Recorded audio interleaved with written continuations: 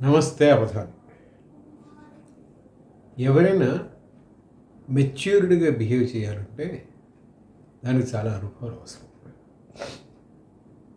కొంతమందికి వేరే వేరే రంగాల్లో అనుభవాలు వచ్చి అట్లా బిహేవ్ చేయగలుగుతారు.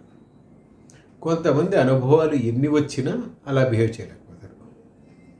It all depends on mostly individuals.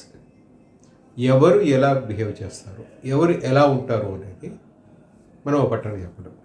కానీ తమిళనాడు కొత్త ముఖ్యమంత్రిగా ప్రమాణ స్వీకారం చేసిన తలపతి విజయ్ ఎంత అద్భుతంగా బిహేవ్ చేశాడంటే,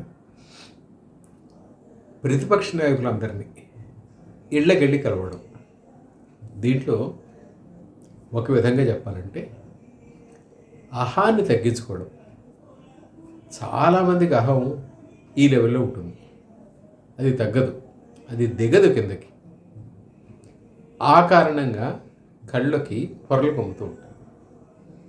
అది నాయకులు వ్యక్తులు అనే దాంతో సంబంధం లేకుండా ఎవరికైనా అహం తలకెక్కితే బిహేవియర్ ఎలా ఉంటుందంటే యూ కాంట్ ఇమాజిన్. ఎవరు కట్టి కనపడరు. విజయ్ తద్భిన్నంగా వ్యవహరించాడు, మామూలుగా కాదు. అసలు ఏ నాయకుడు ఎక్స్పెక్ట్ చెయ్యలేని విధంగా, అసలు ఎవరికి అది దృష్టిలో అనిపించదు, అలా బిహేవ్ చేశాడు. It's great, sure. అంటే నాయకులు ఈ విధంగా వ్యవహరిస్తే ఇట్ విల్ బి అప్రిషియేటెడ్. ఎందుకంటే దీంట్లో రెండు రకాల ప్రయోజనాలు ఉన్నాయి. ఎంత మాట్లాడుకున్నా, ఎంత చెప్పినా రాజకీయ పార్టీలు, రాజకీయ నాయకులు మధ్య అది కేవలం సైద్ధాంతిక విభేదాలు మాత్రమే కాదు. కొన్ని సందర్భాల్లో పరిస్థితులను బట్టి అవి వ్యక్తిగత స్థాయికి వెళ్ళిపోతూ ఉంటాయి. దీనికి కారణం ఏమిటంటే ఆ వ్యక్తులు తాము రిప్రజెంట్ చేస్తున్న పార్టీల కన్నా వ్యక్తిగత దీనికే ప్రాధాన్యం ఎక్కువిస్తారు. సో ఆ వైరము పార్టీల మధ్య వైరంగా కాకుండా వ్యక్తుల మధ్య వైరంగా మారుతుంది. విజయ్ చేసిన పని ఏం చేస్తుందంటే వ్యక్తిగతంగా మనుషుల మధ్య ఆ వైరాన్ని తగ్గిస్తుంది. ది మూమెంట్ అతను చేసిన పని ఏదైనా నచ్చలేదు అనుకోండి, ఇప్పుడు Stalin is the opposite party president కదా, డిఎంకే ప్రెసిడెంట్. స్టాలిన్కి విజయ్ చేసిన పని నచ్చలేదు అనుకోండి, అతను at least for some time, if not totally, that's my observation, ఆ అంశాన్ని అంశంగానే చూస్తాడు, విజయ్ యాంగిల్లో చూడు.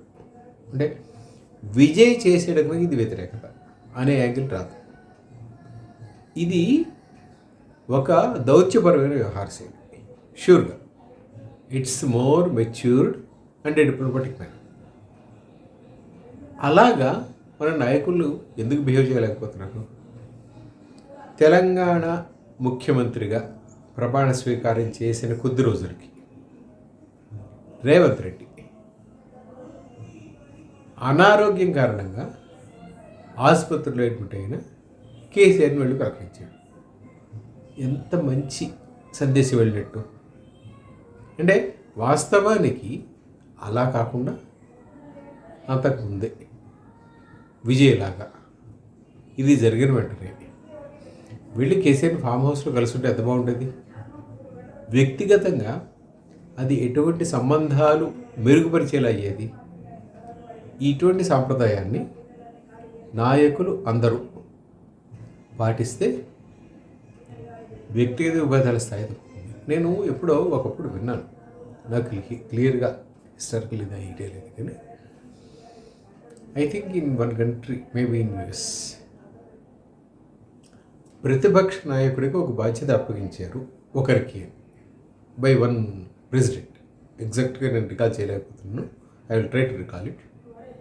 అంటే అది ఎందుకు ఇచ్చారు అన్నప్పుడు అడిగితే దాంట్లో నాకు చదువు గుర్తు ఏమిటంటే because he is capable in that. ఒక మనిషి ఆ రంగంలో when he is capable, I'm using he service. అతను ఏ పార్టీ వాడైతే ఏమిటి, పార్టీ కాదు కదా, this is for the nation. దేశం కోసం కదా మేము.